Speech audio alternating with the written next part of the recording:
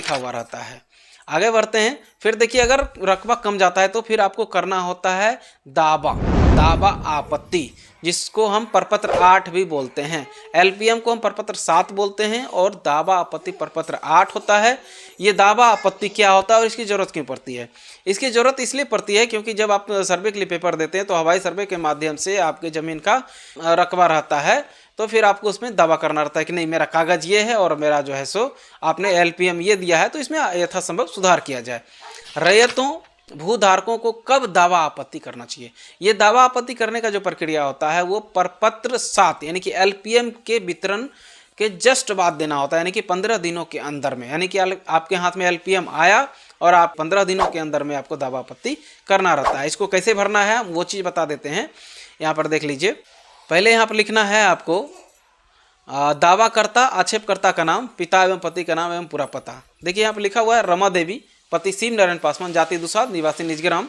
आप अपना पूरा और डिटेल्स भी दे सकते हैं यहाँ पर, जैसा कि पूरा आपके कागज़ से लिख देना है। राजस्व ग्राम क्या है तो जोगबन्नी, थाना क्या है 23, खाता संख्या आप लिख यहाँ भर देंगे 123 था तो 123 भरे।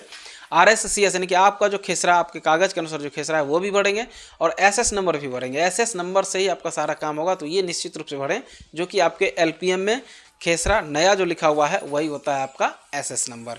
फिर SS रकबा भी भर देंगे। अब यहाँ पर लिखा हुआ है दावा आक्षेप का सार।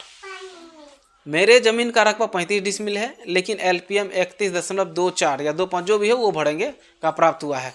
तो अपेक्षित राहत क्या चाहते हैं?